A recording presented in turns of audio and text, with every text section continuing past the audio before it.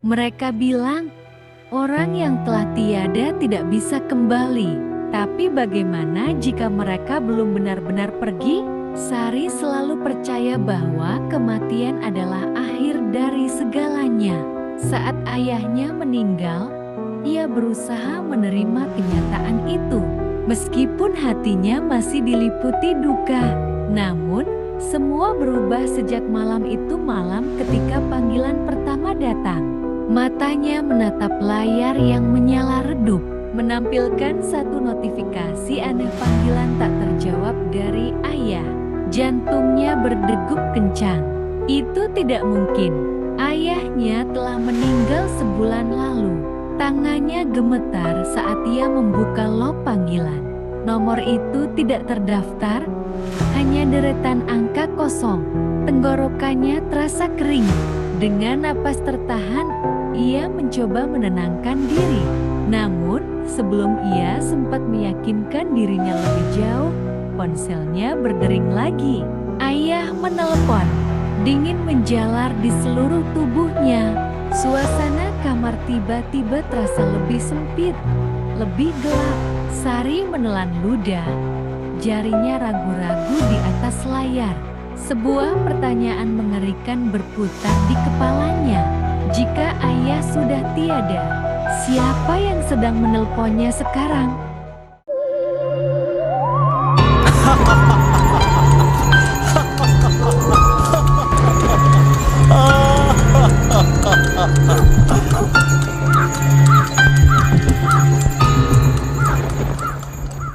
Telepon dari ayah. Ini adalah kisah nyata yang dialami oleh seorang wanita bernama Sari.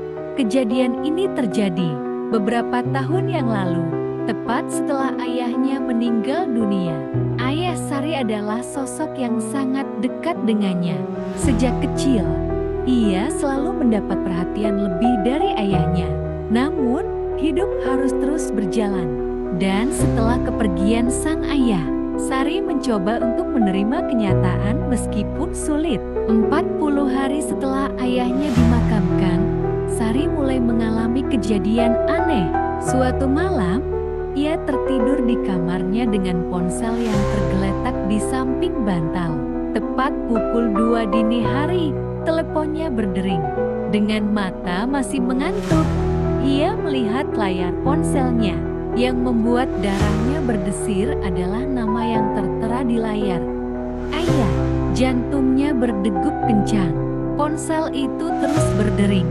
Sari mengumpulkan keberanian dan menjawabnya dengan suara bergetar. Halo, dari seberang telepon, terdengar suara berat dan serak yang sangat familiar. Itu suara ayahnya. Sari, kamu baik-baik saja? Tubuh Sari langsung membeku. Ia mengenali suara itu dengan jelas. Suara seseorang yang seharusnya sudah tidak ada di dunia ini.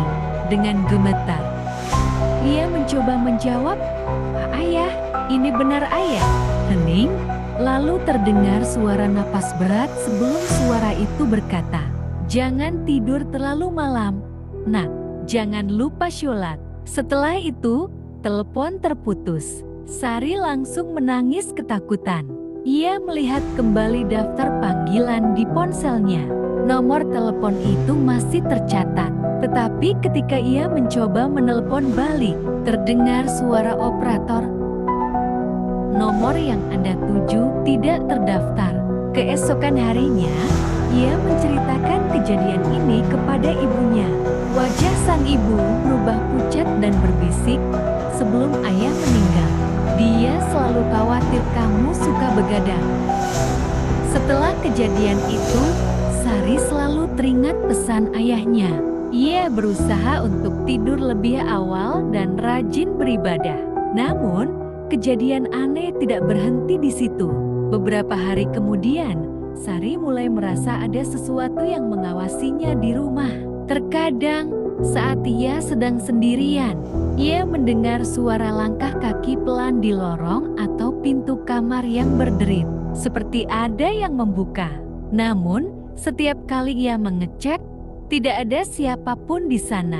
Malam itu, Sekitar jam 1:30 dini hari, Sari terbangun tiba-tiba. Ia merasa ada sesuatu yang membuatnya gelisah.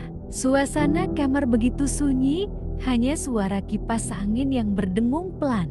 Ketika ia meraih ponselnya, ia terkejut melihat ada satu pesan masuk. Pengirimnya, ayah. Tangannya gemetar saat membuka pesan itu. Isinya hanya satu kalimat. Sari, jangan buka pintu. Darahnya langsung berdesir. Detik itu juga, terdengar suara ketukan pelan di pintu kamarnya. Tok, tok, tok. Jantungnya berdetak kencang. Ia menahan napas, tidak tahu harus berbuat apa. Siapa yang mengetuk pintunya di tengah malam? Semua anggota keluarganya sudah tidur. Suara ketukan itu semakin keras. Tok, tok, tok. Sari meraih selimutnya, tubuhnya membeku ketakutan. Dengan tangan gemetar, ia mencoba mengirim balasan ke nomor ayah. Siapa yang di luar?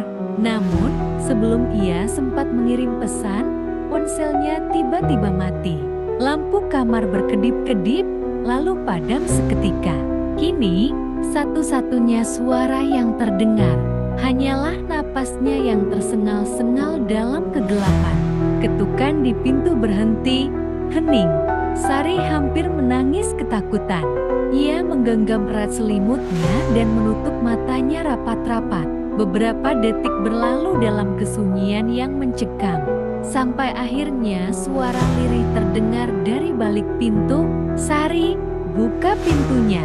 Ini ayah. Sari menahan teriakannya. Ia tahu satu hal dengan pasti. Suara itu bukan suara ayahnya. Sari menutup mulutnya rapat-rapat, menahan napas agar tidak mengeluarkan suara sedikit pun. Hatinya berdetak begitu kencang hingga terasa seperti ingin meledak. Suara di balik pintu kembali terdengar. Kali ini lebih lirih, tetapi menyeramkan. Sari, buka pintunya. Nak, ini ayah. Suaranya mirip, tapi ada sesuatu yang aneh. Seolah ada gema halus yang tidak wajar, seperti suara seseorang yang sedang meniru suara ayahnya. Sari menatap layar ponselnya yang tiba-tiba menyala sendiri. Kali ini, ada satu pesan masuk lagi dari nomor ayah.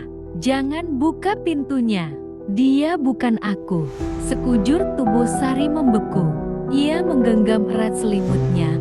Air mata mulai mengalir di pipinya. Ia ingin berteriak, ingin lari, tapi tubuhnya tidak bisa bergerak. Tiba-tiba, suara ketukan berubah menjadi gedoran keras. Dak, dak, dak. Sari! Suara itu kini terdengar marah. Pintu kamar bergetar hebat seperti ada sesuatu yang ingin mendobrak masuk.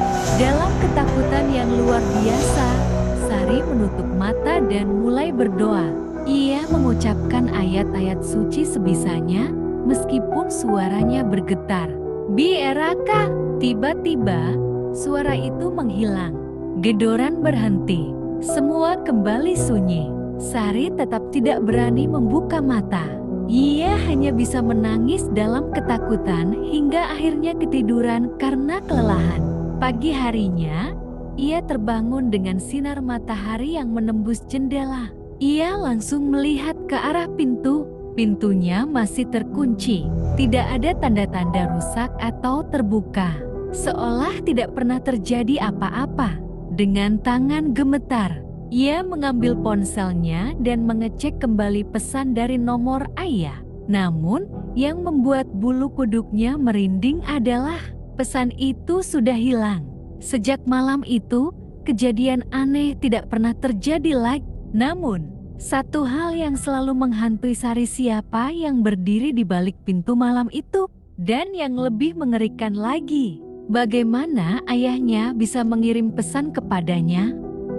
Sejak kejadian malam itu, Sari berusaha menjalani hari-harinya seperti biasa. Namun, perasaan tidak nyaman masih menghantuinya.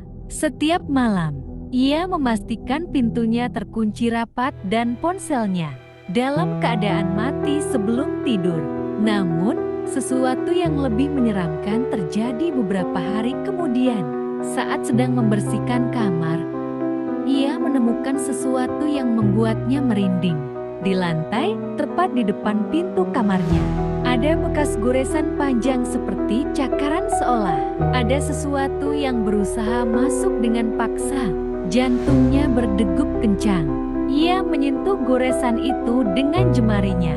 Terasa kasar dan dalam, seperti dibuat dengan kuku yang tajam. Malamnya, Sari memutuskan untuk tidur di kamar ibunya.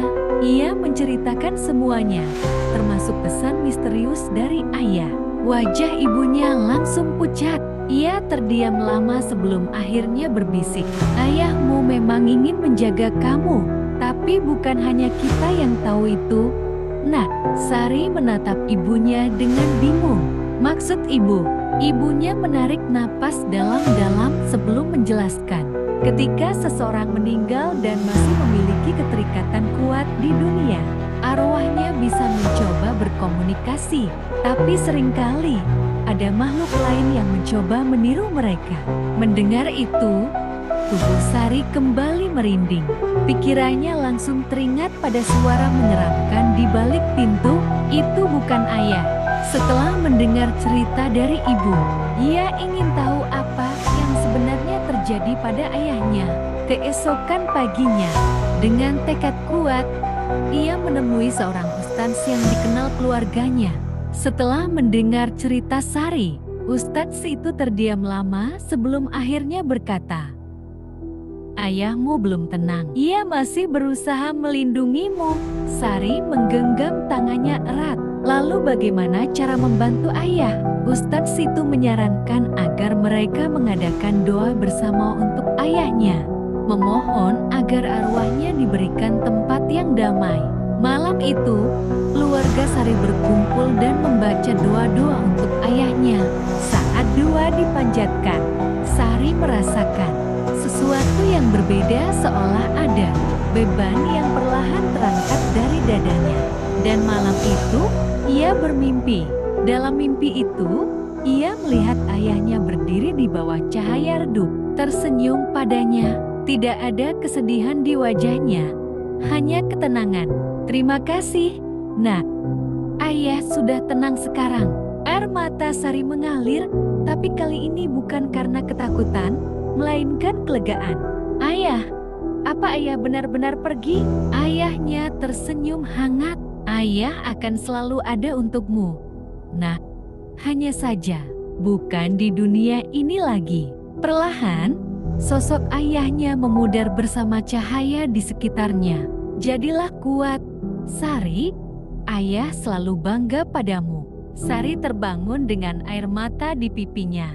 Tapi kali ini, hatinya terasa lebih ringan. Ia tahu, ayahnya telah pergi dengan damai. Dan meskipun ia tidak bisa melihat atau mendengar ayahnya lagi, ia tahu bahwa ayahnya akan selalu bersamanya, menjaga dari kejauhan.